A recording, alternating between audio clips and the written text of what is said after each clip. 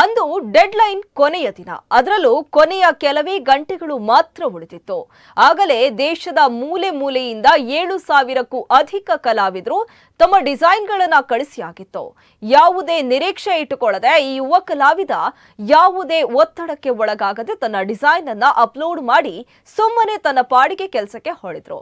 ಇದಾದ 1.5 ತಿಂಗಳ ಬಳಿಕ ರಿಸಲ್ಟ್ ಬಂದಾಗ ಗೆದ್ದು ಬೀಗುವ ಸರದಿ ಆ ಯುವಕನದ್ದಾಗಿತ್ತು. ಹೌದು, ಇದು ದಕ್ಷಿಣ ಕನ್ನಡ ಜಿಲ್ಲೆಯ ಪುತ್ತೂರಿನ ಯುವ ಚಿತ್ರ ಕಲಾವಿದ ರಾಮ್ ಪ್ರಸಾದ್ ಕೆ ಅವರು ರಾಷ್ಟ್ರ ಮಟ್ಟದಲ್ಲಿ ಪ್ರಸಿದ್ಧಿ ಪಡೆದುಕೊಂಡ ರೀತಿ.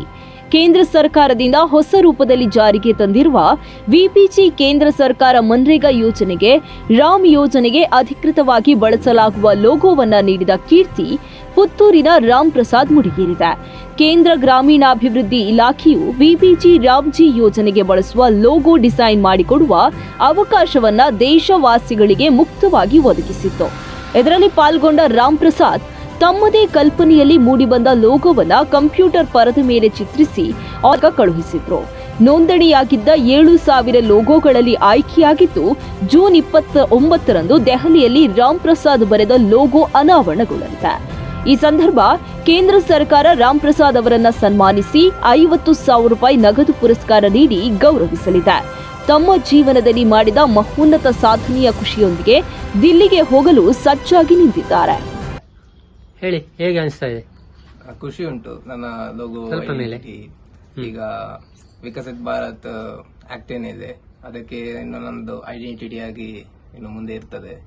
ಖುಷಿ ಉಂಟು. ಹೇಗೆ ನಿಮಗೆ ಗೊತ್ತಾಯ್ತು ಅಂತದೊಂದು?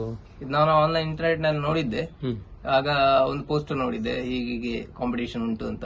ಅದಕ್ಕೆ ನನಗೆ ಯಾಕೆ ಮಾಡಬಾರ್ದು ಅಂತ ಅನಿಸಿತ್ತು. ಹಾಗೆ ಒಂದು ಟ್ರೈ ಔಟ್ ಮಾಡುದು ಅಷ್ಟೇ. ಅಂದ್ರೆ ಫಸ್ಟ್ ಟೈಮ್ ಅಟೆಂಪ್ಟ್ ಅಲ್ಲಿ ಹೇಗೆ? ಇದು ಸಿಂಗಲ್ ಅಟೆಂಪ್ಟ್, ಅಂದ್ರೆ ಒಬ್ಬರಿಗೆ ಒಂದೇ ಎಂಟ್ರಿ ಇದ್ದದ್ದು. ಹಾಗೆ ಬೇರೆ ಕಾಂಟೆಸ್ಟ್ ಮಾಡಿದ್ದೆ ನಾನು ಸುಮಾರು ಕಾಂಪಿಟೇಷನ್ ಗಳೆಲ್ಲ.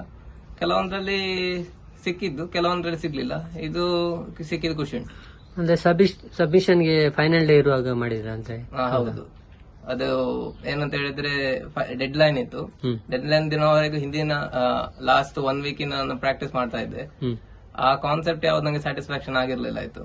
ಸೊ ಮರುದಿನ ನೋಡುವಾಗ ಡೆಡ್ ಲೈನ್ ಎಕ್ಸ್ಟೆಂಡ್ ಆಗಿತ್ತು. ಸೊ ನಾನು ಎಕ್ಸ್ಟ್ರಾ ಕಾನ್ಸೆಪ್ಟ್ ಎಲ್ಲ ಬಿಲ್ಡ್ ಮಾಡಿ ಅದನ್ನ ಎಷ್ಟು ಸಿಂಪ್ಲಿಫೈಡ್ ಮಾಡ್ತದೆ ಅಷ್ಟು ಮಾಡಿ ಅವರಿಗೂ ಬೇಕಿತ್ತು ಸಿಂಪ್ಲಿಫೈಡ್ ಲೋಗೋ.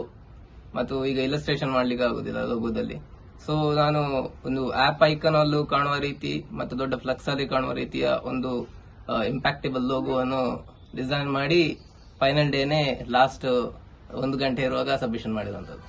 ಟೋಟಲ್ ಎಷ್ಟು ಅಪ್ಲಿಕೇಶನ್ ಬಂದಿತ್ತು? ಅದರಲ್ಲಿ 7,233 ಸಬ್ಮಿಷನ್ ಇತ್ತು. ನಂದು ಒಂದರಲ್ಲಿ. ಅದರಲ್ಲಿ ನಿಮ್ಮದು ಈಗ ಪ್ರೈಸ್ ಇತ್ತ ನಿಮ್ಗೆ ಏನಾದ್ರು? ನನಗೆ ಪ್ರೈಸ್ ಇದೆ ಈಗ 50,000. ಮತ್ತೆ ಡೆಲ್ಲಿಗೆ ಕರೆದಿದ್ದಾರೆ ಮಿನಿಸ್ಟ್ರಿ ಅವರು, ಒಂದು ಅವಾರ್ಡ್ ಫಂಕ್ಷನ್ ಇದೆ ಅಂತ. ಹಾಗೆ. Okay, thank you. ಲೋಗೋ ಕೊಡಲು ಕೇಂದ್ರ ಸರ್ಕಾರ ಎಲ್ಲರಿಗೂ ಮುಕ್ತ ಅವಕಾಶ ನೀಡಿತ್ತು. ಇಂಟರ್ನೆಟ್ನಲ್ಲಿ ವಿಷಯ ನೋಡಿದೆ. ಮಾರ್ಚ್ 30 ಕೊನೆಯ ದಿನವಾಗಿತ್ತು. ಕೊನೆಯ 1 ವಾರದಲ್ಲಿ ಲೋಗೋ ಬಿಡಿಸಲು ತೊಡಗಿದ್ದ ರಾಮ್ ಪ್ರಸಾದ್ ಮೊದಲು ವಿಬಿಜಿ ರಾಮ್ಜಿ ಯೋಜನೆಯ ಉದ್ದೇಶ, ಸ್ವರೂಪಗಳ ಬಗ್ಗೆ ತಿಳಿದುಕೊಂಡ್ರು. ಅದಕ್ಕೆ ತಕ್ಕುದಾದ ಲೋಗೋ ಬರೆದು 20ರಷ್ಟು ಲೋಗೋ ರಚಿಸಿದ್ರು. ಅವರಿಗೆ ತೃಪ್ತಿಯಾಗಲಿಲ್ಲ. ಆಗಲೇ ಡೆಡ್ಲೈನ್ ಮುಗಿದಿತ್ತು. ಮಾರ್ಚ್ 30ರಂದು 5,000 ನೋಂದಣಿ ಕಾಣ್ತಾ ಇತ್ತು. ಇನ್ನಾಗದು ಎಂದು ಕೈಬಿಟ್ಟೆ. ಏಪ್ರಿಲ್ 1ರಂದು ನೋಡಿದಾಗ 4 ದಿನ ವಿಸ್ತರಣೆ ಮಾಡಿದ್ದು ಗೊತ್ತಾಯಿತು. ಮತ್ತೆ ಉತ್ಸಾಹ ಚಿಗುರಿತು. ಮತ್ತೆ ಗೀಚತೊಡಗಿದ್ರು. ಹಲವಾರು ಲೋಗೋ ಬರೆದ ಬಳಿಕ ಒಂದು ಲೋಗೋ ಇಷ್ಟವಾಗಿತ್ತು. ಏಪ್ರಿಲ್ 4ರಂದು ಕೊನೆಯ ಕ್ಷಣದಲ್ಲಿ ಲೋಗೋ ಕಳಿಸಿರೋದೇ ಆಯ್ಕೆಯಾಗಿದೆ.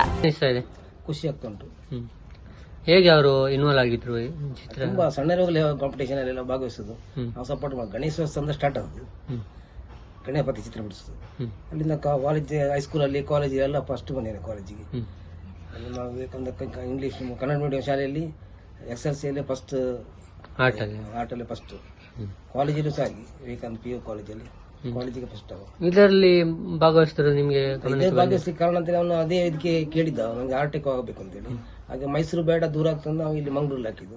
ಅವನ ಸಾರು ಸಹ ಮೈಸೂರಿನಲ್ಲಿ ಇಲ್ಲೇ ಕಲ್ತವರು. ಅಲ್ಲ, ಈ ಒಂದು ಕಾಂಪಿಟೇಷನ್ ಅಲ್ಲಿ ಭಾಗವಹಿಸಿ ನಿಮ್ಮ ಗಮನಕ್ಕೆ ಬಂದಿತ್ತ? ಅದು ಗಮನ ಅವನು ಹೇಳ್ತಿರ್ತಾನೆ. ನಾವು ಅದ್ರಲ್ಲಿ ನಾವು ಪೇಟೆ ಇರ್ತೇವೆ, ಸಂಜೆವರೆಗೆ ವರ್ಕ್ ಮಾಡ್ತಿರ್ತಾನೆ. ಅದು ಕೇಳುವಾಗ ಹೇಳ್ತಾನೆ ಕೆಲಸ ಉಂಟು, ಅದು ರಾತ್ರಿ ಆಗ್ತದೆ, ಲೇಟ್ ಆಗ್ತದೆ, ಅದು ನಾಳೆಗೆ ಮುಗಿಸ್ಬೇಕು ಅಂತ ಹೇಳ್ತೇನೆ. ಹಾಗೆ ನಾವು ಸಪೋರ್ಟ್ ಆಗಿದ್ದೇವೆ. ಅಂದ್ರೆ ಈಗ ನ್ಯಾಷನಲ್ ಲೆವೆಲ್ ಸೆಲೆಕ್ಟ್ ಆಗಿದ್ದಾರೆ, ಹೇಗೆ ಅನಿಸ್ತಾ ಇದೆ? ಖುಷಿ ಆಗ್ತದೆ, ಸಂತೋಷ ಆಗ್ತದೆ. ನಿಮ್ಮ ಹೆಸರು? ಮಲ್ಲೇಶ್ ಕುಮಾರ್. ರಾಮ್ ಪ್ರಸಾದ್ ಲೋಗೋ ದೇಶದ ಯೋಜನೆಯೊಂದಕ್ಕೆ ಆಯ್ಕೆಯಾಗಿರುವುದಕ್ಕೆ ಅವರ ಮನೆಯಲ್ಲಿ ಸಂತಸ ಮೂಡಿದೆ. ಎಳವೆಯಿಂದಲೇ ಚಿತ್ರಕಲೆಯಲ್ಲಿ ಆಸಕ್ತಿ ಹೊಂದಿದ್ದ ರಾಮ್ ಪ್ರಸಾದ್ ಶಾಲೆ ಮತ್ತು ಕಾಲೇಜುಗಳಲ್ಲಿ ಚಿತ್ರಕಲೆಯಲ್ಲಿ ಅತ್ಯುತ್ತಮ ಸಾಧನೆಯನ್ನ ತೋರಿದ್ದಾರೆ.